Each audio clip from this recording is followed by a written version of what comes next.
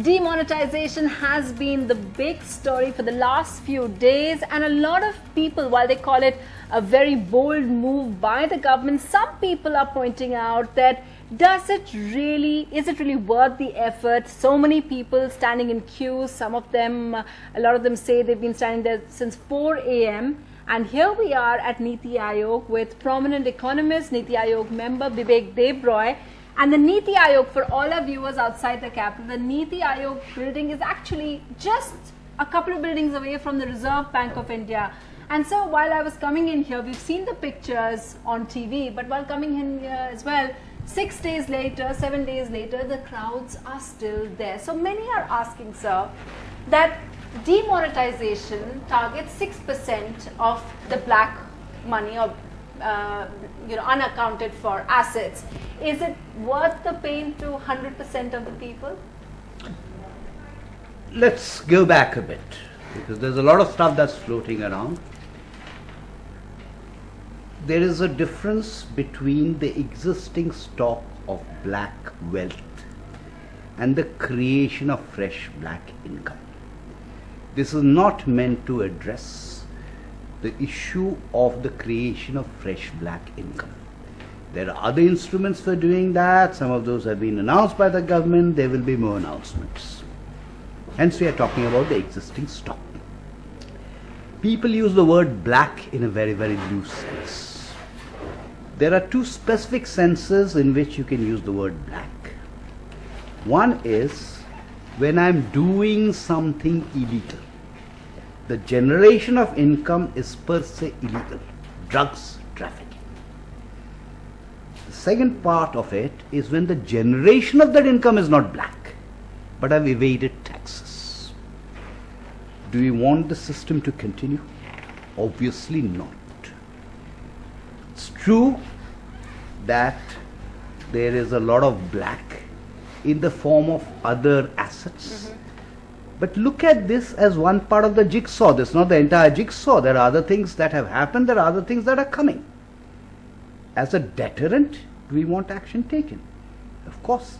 Yes, people are inconvenienced, and I'm sure questions will be asked about whether that inconvenience could have been reduced. But that's the background. And finally, let me say, holding cash is not illegal. It is the black component which is illegal and is being targeted. And so, of course, Agenda's always had an audience over here. So the young students, as you said, they will have questions. We'll take some questions from across the country as well. But before I just hand over to the students, I want to ask you one other thing, because people are mentioning that, is that for the cities, it's still relatively better, because in urban areas you have other forms of, you have plastic, you have cards, you have mobile wallets. They're saying this is really going to affect rural economy and the cash economy. As an economist, what would you say to that? There is a period that's a period of transition. And there is what happens after this period of transition. During the period of transition, obviously there are some problems which we can talk about again.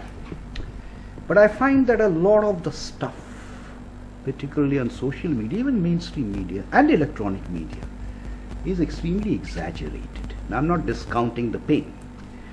For example, our household, we have an arrangement with something like what is called a kirana store, and we pay the bill at the end of the month.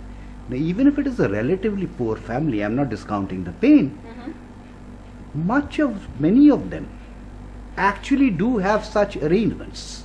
So let me say the following, that you may have question marks about the number of Pradhan Mantri Jan Dhan accounts. But today, certainly in rural India, most people have bank accounts. People who don't have bank accounts are typically in urban areas. Now let's distinguish two different things. One, I want to withdraw cash from my bank account. Yeah. That's one. Second is, I want to exchange. You mentioned the crowd next door. I hope you had a chat.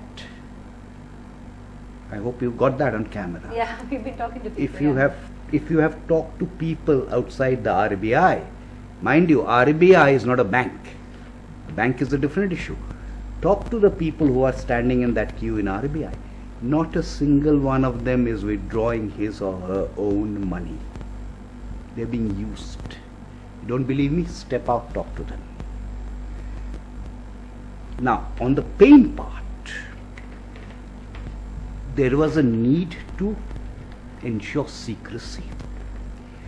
The easier bit is to get the currency notes printed. That's the easier bit. The more difficult bit is to take it to banks, including in the remote areas, such as through bank mitras. Bank mitras are much bit more difficult than proper banks. Yeah. Many people are not aware, because the media has not reported it, is in remote areas they've been airlifted. It's been a colossal operation. Notes have been airlifted by in areas like Chhattisgarh and others. Yeah. Well, even the northeast. Okay. Now that's the still difficult but relatively easier. Much more difficult is the ATMs. Getting them from the currency chest to the ATMs, because there aren't enough. These are all outsourced. There aren't enough companies, there aren't enough vans, the ATMs have to be physically configured, etc., all of that. I think what needed probably to be done, which has been done from today, is the exchange of people who desperately need it from withdrawing money. As you know from today, what's been done? Indelible ink. That's correct. Okay. So you're saying they're proxies over there at RBI. They're proxies, which is going to be tackled by this. Okay, I'll have a follow-up question, but later. Go ahead with your question. Sir, these 2,000 rupees notes which have been introduced, sir, for a layman like me, sir, can you just say me the benefits of the 2,000 rupees note that you have discounted the 1,000 rupees notes? You'll have to be patient. This is an important question, but you will have to be patient. Why still high value? I will. No, that's not the question. The Okay. question is a different one. I'll use an example to dramatize it. I have got 1 lakh of black. When this hits, I go to the bank today, deposit 10,000. Say it is black, pay the tax and the penalty. Today when I've gone to deposit it, I withdraw 10,000 from the bank. Right? Tomorrow I go to the bank,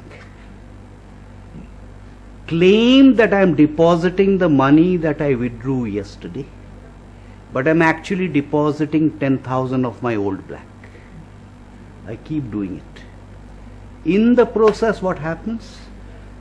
I have paid the penalty and the tax on 10,000, but I have legalized 1 lakh.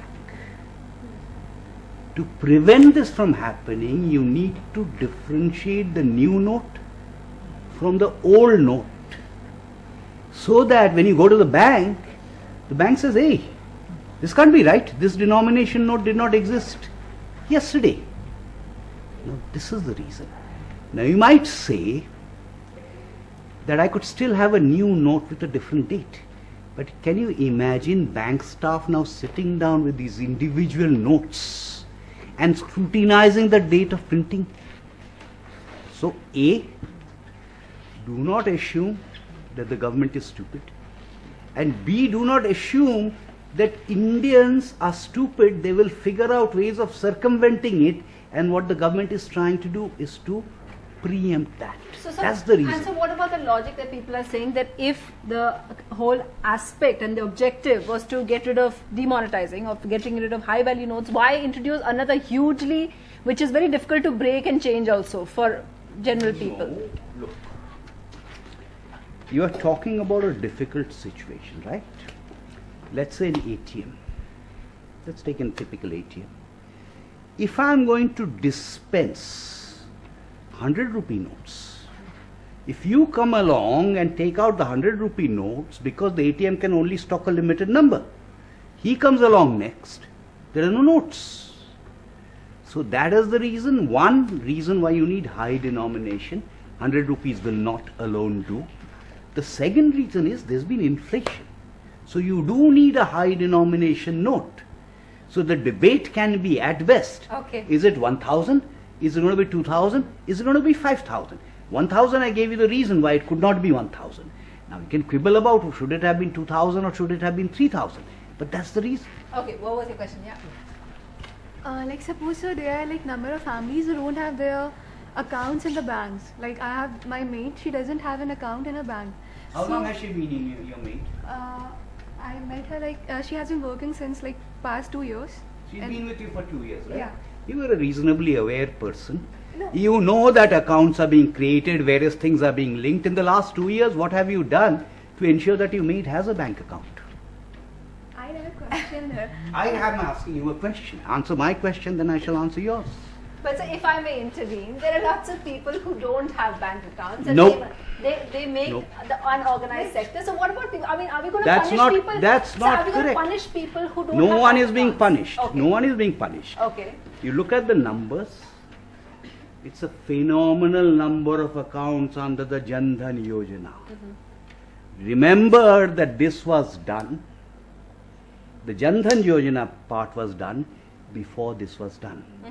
I am not denying that poor people sometimes lack bank accounts, but don't mention the villages.